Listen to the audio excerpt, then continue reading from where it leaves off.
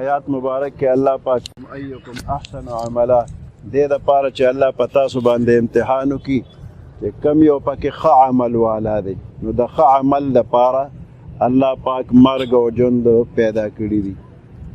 د انسان زندگی هم د امتحاناتو ده او د انسان د مرګ دا هم د امتحاناتو دی. په هر انسان باندې دنیا کې کله خوشحالي راځي، کله په خفقان راځي. کله چې په چا باندې خوشحالي راشي نو دله به الله څه نعمت ورکړي وي، نو دی په دغه نعمت باندې خوشحاله شوی دی. اوس د امتحان په دې ځای کې په دې خبره کې دی چې د دې نعمت شکر د الله ادا کوي او که نه ادا کوي.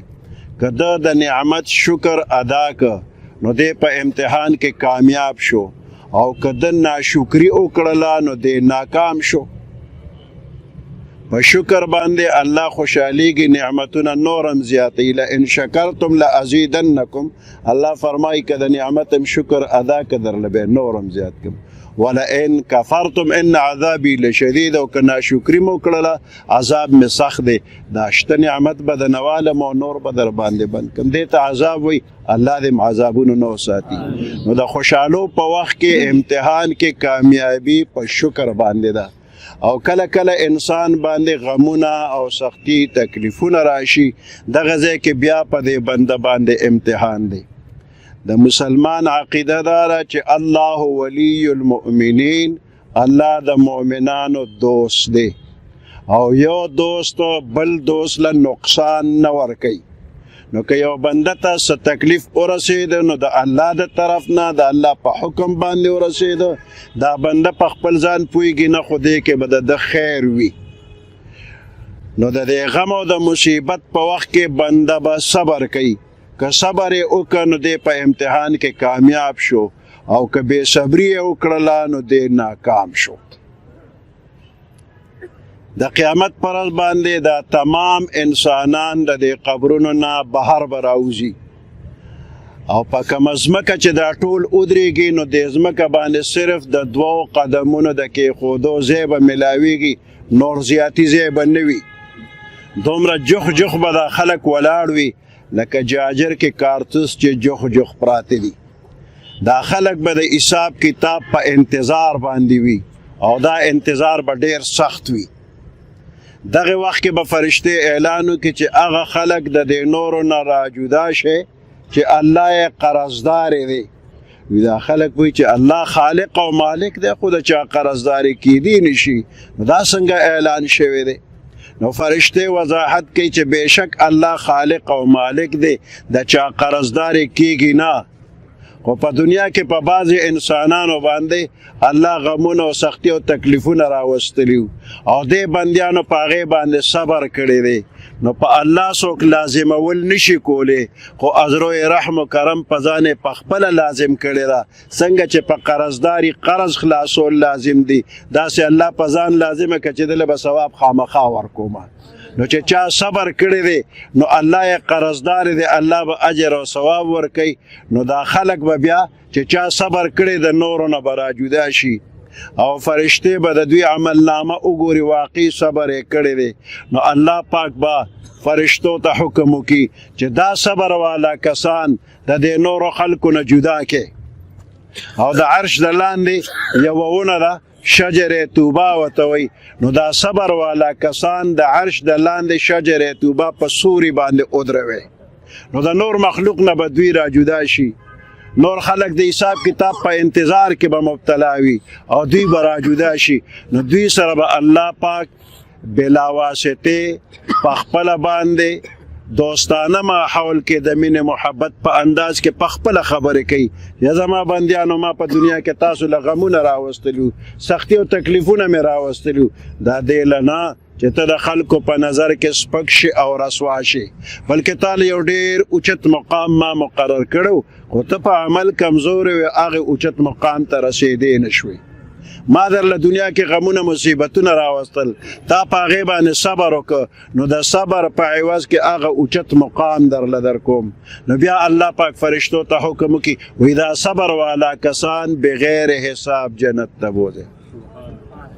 ځکه الله پاک فرمایي وبشر الصابرین الذین اذا اصابتهم مصیبة قالوا انا لله وانا الیه راجعون. دا د مصیبت په وخت کې چې چا انا لله وانا الیه راجعون ویلي دي دله خوشخبري ورکه زیری ولا ورکه. د مسلمان مرګ نه دی، د کافرو مرګ دی. ځکه چې کافر چې مړ شي نو الله یې چې په دوزخ کې واچي نو د اوسپنې صندوق کې بند کړي او میخونه پرې ټک وي او د دوزخ تل ته یې ورلړه کړي. هلته یې د چا سره ملاقات نه کېږي، غم پې یوازې په خپل سر دی. او مؤمنان چې دي نو دوی یو بل سره په جنت کې به ملاقاتونه کوي. څنګه چې دنیا کې تګ راتګ دی داسې به یو بل سره تعلقات د مینې محبت تګ راتګ وي. نو مسلمانان چې دي د دوی دا مرګ نه دی، بلکې د مسلمان دا مرګ تحفة المؤمن په حدیث کې ورته ویلي شوي دي. او تحفة المؤمن ورته ځکه وایي چې یو دوست د بل دوست په ملاقات خوشحالیږي. الله ولی المؤمنین، الله د مؤمنانو دوست دی. نو دا مؤمن د الله سره ملاقات کول غواړي، خو د دنیا په دې ماحول کې د الله سره ملاقات نه کېږي، پس د مرګه ملاقات کېږي. نو مؤمن چې وفات شي نو دی د الله ملاقات لدي، نو دا د ده لپاره تحفه او ډالۍ ده. د جمعې ورځ مبارکه ورځ ده، د جمعې شپه مبارکه شپه ده. کوم انسان چې د جمعې په شپه باندې وفات شي یا د جمعې په ورځ باندې د مرګ د شهادت وي او د قیامت د ورځې پورې په قبر کې پر امن طریقې سره په خوشحالۍ وخت تېروي. دا د آخرت په منزلونو کې لومبنی منزل دی دا قبر. چې دا منزل اسان شي نور منزلونه به هم انشاءالله آسان جوړیږي.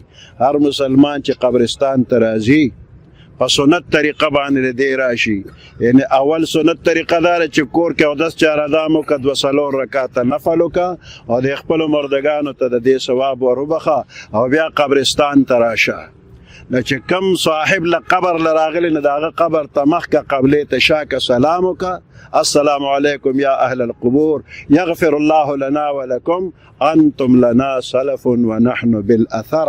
کدا اوږده الفاظ دي نیت نو السلام علیکم یا اهل القبور، او که په اهل القبور دی ژبه نه وړې نو صرف السلام علیکم ووایه او بیا ووایه بسم الله وعلى ملت رسول الله. دا چې یو ځل چا په مقبره کې وي نو غیر چاپېره قبرستان نه 40 کاله لپاره عذاب پورته شو. یو ځل ووایه بسم الله وعلى ملت رسول الله. که مخکې پکې څوک ګناهګار نه هغه وبخلي شو، او که د مخکې نه بخلي شوي دي نو د هغوی درجې اوچتېږي پې. بیا د دې نه پس د قرآن شریف تلاوت چې چاله الله څونه توفیق ورکړي تلاوت دې وکړي او بیا دې دعا وکړي. نو د آدم علیه السلام نه والا د قیامت د ورځې آخري انسانه پورې نارینه زنانه لوی واړه کافر مؤمن د دوی د عدد مطابق تعالی الله نیکي درکوي او دغه مرسته د مردگانو له ورکوي. کم از کم د جمعې په ورځ باندې چې کم بنده د مور پلار قبر له راځي نو دله د قبول شوي حج ثواب الله پاک ورکوي. دعا وکړئ چې الله پاک دا وبخي. دا قبر دی الله پاک د جنت د باغچو نه باغچه وګرځي، راتلونکي منزلونه دی ورته الله پاک آسان کی او جنت الفردوس کې مقامات عالیه دی ورته الله نصیب کی. پسماندگانو له الله صبر او د صبر عوض بدلې ورکي. د غیر چاپېره قبرستان کې چې څومره مسلمانان دفن دي یا الله دا ټول وبخي. مرګ نه خلاصي نشته، موږ به ټول مرو. یا الله د زنکدن د سختونو د قبر د عذاب نه ټولو ته نجات نصیب کړي. د خپل ملک ته دعا وکړئ چې الله پاک پکې امن او امان راولي. دا شرونه فتنې فسادونه ته الله پاک درکړي.